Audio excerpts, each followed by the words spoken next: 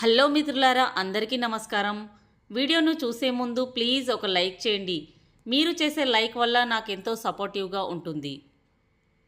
ఈ సృష్టి నిలబడాలన్నా నాశనం కావాలన్నా కారణం స్త్రీలే.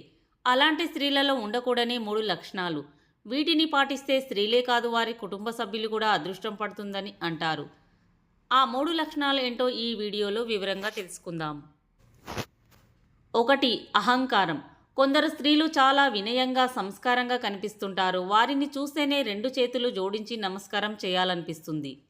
స్త్రీలు ఇలా వినయంగా ఉండడం వల్ల ఇటు పుట్టింటికి అటు అత్తగారింటికి ఇద్దరికీ కూడా మంచి పేరు తెచ్చిన వారవుతారు. స్త్రీకి అహంకారం ఎక్కువైతే తన పతనం స్టార్ట్ అవుతుందని అర్థం. స్త్రీలు ఎంత ఒదిగి ఉంటే తన జీవితం అంత పైకి ఎత్తుకు ఎగురుతుంది.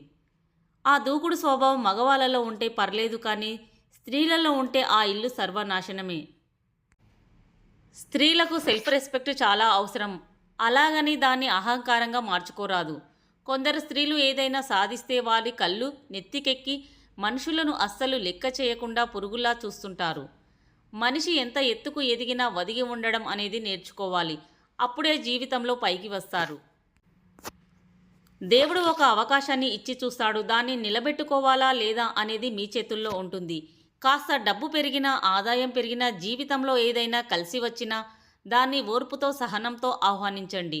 అంతేకాని కళ్ళి నెత్తికెక్కేలా ప్రవర్తిస్తే దేవుడు గుడ్డివాడేం కాదు. ఇచ్చినట్టే ఇచ్చి లాగేసుకుంటాడు. దేవుడిచ్చిన దాన్ని నిలబెట్టుకోవడానికి ప్రయత్నించండి. సంపద పెరిగింది కదా అని అహంకారం కూడా పెరగరాదు. అది మనిషి పతనానికి కారణమవుతుంది. కాబట్టి స్త్రీలు ఎంత ఎదిగినా ఒదిగి ఉండడం అనేది చాలా ముఖ్యం. ఇక 2వది అత్యాశ. స్త్రీలలో ఉండకూడనటువంటి ప్రధానమైన గుణం అత్యాశ. స్త్రీలలో ఈ అత్యాశ ఉండడం వల్ల వాళ్ళు జీవితంలో ప్రశాంతంగా ఉండలేరు. అత్యాశ పడే స్త్రీలలో ఎప్పుడూ ఆందోళన, అసంతృప్తి, కోపం, గందరగోళం ఇలాంటి లక్షణాలు ఎక్కువగా ఉంటాయి. వీటన్నిటినీ తమ భర్త, పిల్లల మీద చూపిస్తుంటారు. ఆశ ఉండాలి, కానీ అత్యాశ అస్సలు పనికిరాదు. ఈ అత్యాశ వల్ల తన కుటుంబ సభ్యులు సతమతం అవ్వడమే కాకుండా తన జీవితం కూడా ఎదగకుండా పోతుంది. ఇలాంటి స్త్రీలు ఏదో సాధించాలని అత్యాశతో జీవిస్తుంటారు. కానీ ఎక్కడ వేసిన గొంగడే అక్కడే అన్నట్టు వారి జీవితం ముగిసిపోతుంది. కాబట్టి మనిషికి ఆశ అనేది ఉండాలి. అత్యాశ అనేది అస్సలు పనికిరాదు. మనిషి ఆశాజీవి. ప్రతి మనిషికి ఆశ అనేది తప్పకుండా ఉంటుంది. ఉన్న దాంట్లోనే తృప్తి చెందాలి. లేని దాని గురించి అసంతృప్తి చెందడం వల్ల జీవితమే గందరగోళంలో పడవలసి వస్తుంది.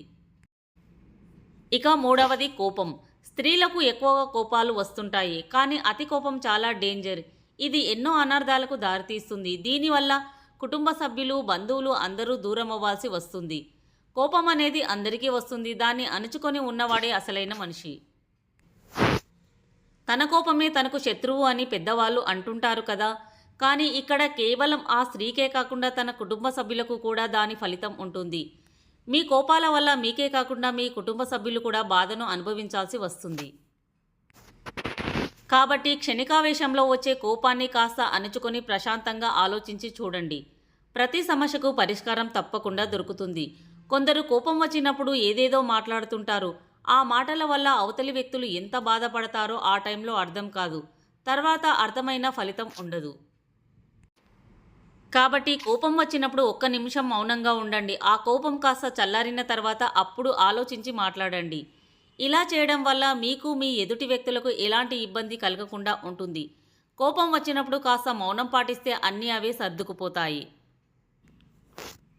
ఫ్రెండ్స్, కొన్ని జీవితాలు బాగుపడాలన్నా, కొన్ని జీవితాలు నాశనం కావాలన్నా ఎక్కువగా స్త్రీలే కారణం అవుతుంటారు. అలాంటి స్త్రీలకు చాలా సహనం అవసరం. ఒక మగాడు ఏదైనా సాధిస్తున్నాడు అంటే అతని వెనుక ఖచ్చితంగా స్త్రీమూర్తి ఉండాల్సిందే. అలాంటి స్త్రీలకు ఈ 3 లక్షణాలు అస్సలు ఉండరాదు. మిత్రులారా, ఈ వీడియో కనుక మీకు నచ్చినట్లయితే ప్లీజ్ కామెంట్లో మీ అభిప్రాయాన్ని షేర్ చేయండి. అలాగే కొత్త వారైతే ఇలాంటి మరెన్నో ఇంట్రెస్టింగ్ వీడియోల కోసం మా ఛానల్ని సబ్స్క్రైబ్ చేయండి. ధన్యవాదాలు.